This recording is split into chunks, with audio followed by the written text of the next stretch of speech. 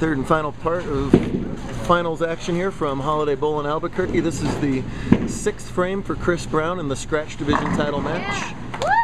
It's him and Dylan Macon in an all West Texas A&M collegiate battle here. Yesterday they got skunked. They brought about 10 bowlers and none of them made the top 5. They more than made up for that today, as they were all over the top 5, and top 10 after that were in survivor action.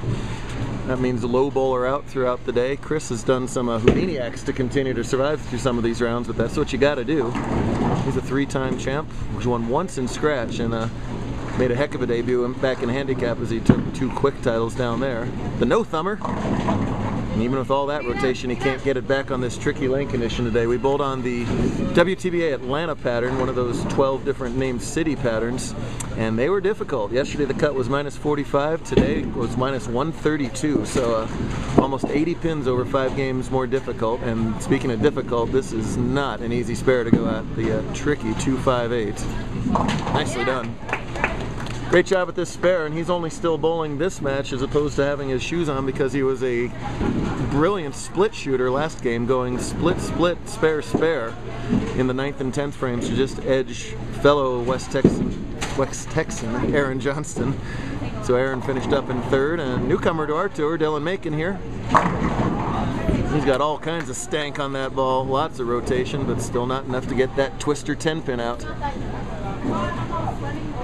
Twister pins, if you never bowled on them, are an all synthetic pin. There's no wood in that pin at all. They kind of act a little different from wooden pins. You get a little bit different pin action.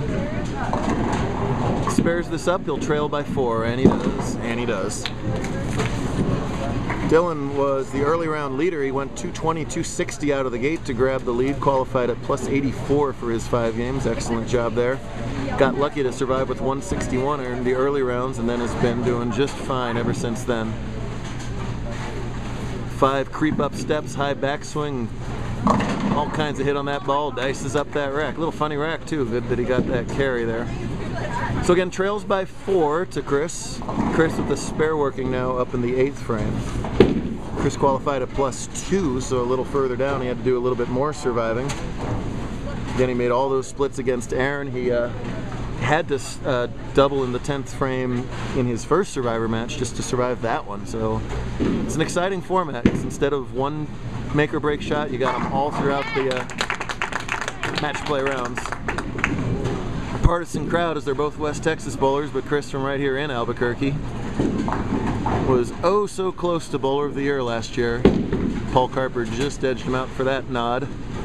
Paul making the cut today, finishing 7th. Aaron Johnston was 3rd, like we told you.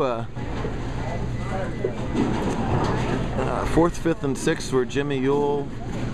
Cortez Shank was 6th, and Cameron Smith was 5th. Cameron had a rough day. We'll tell you more about it. Oh, and again light on that lane, and that's the worst result. The 248's a similar lead, but he wishes he had the 248, as it's the ugly 2810, and that's going to give the lead back to Macon. Ooh! Oh, I got that on camera. See that? That guy slide tackled lane 27.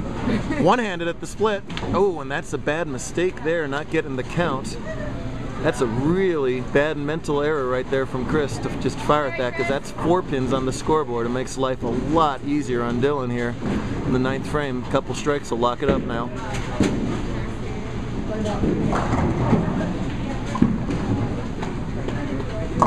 Oh, but unable to get the carry this time, and 2-7 is not the hardest thing in the world, but certainly not at the top of the list of what he'd be happy to shoot right here in the 9th frame of the title match. Goodness. Dylan, a West Texan from West Texas, Western Texas, Ennis. We've had a couple Ennis bowlers over the years. You can get this spare with the ball or with the pin. Oh, but you don't want to do that as they trade open frames. But look at what happens. Because Chris went 7 out instead of 7, 1, or 2, they are now tied at 151 through 9 frames. Chris Brown, when you're bowling for money or college or whatever, you get the stinking count. You're not going to make the 2-8-10 in that situation. I don't mean to pound on him here, but that was just a crucial mistake in that situation. 10th frame now for Macon. Oh, recovers nicely, so it's essentially a one frame roll-off here. The machinery is against Chris, as it gave him a 9 count out of nowhere. He doesn't want Chris to win, I guess. The mechanics must be tipped off down there. Come on, Chris. Beautiful shot, meanwhile, through all that fuss by Dylan there. Great recovery. Whatever Dylan does, Chris has to match to tie and beat by a pin to win. Here we go.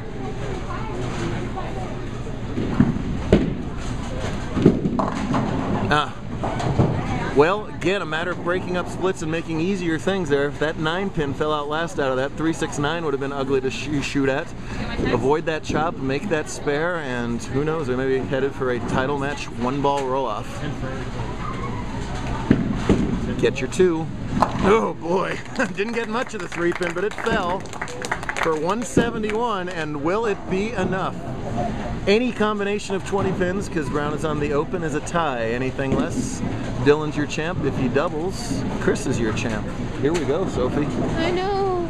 Can he make good on that mental error from the 9th frame? That's my job.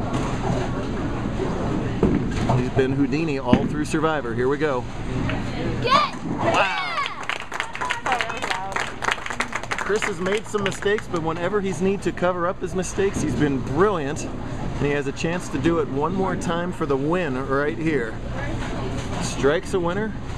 Anything less, he must spare to force a 1-shot roll-off. That's how we do it in Scratch. Not 2 frames, not 1 frame, 1 shot.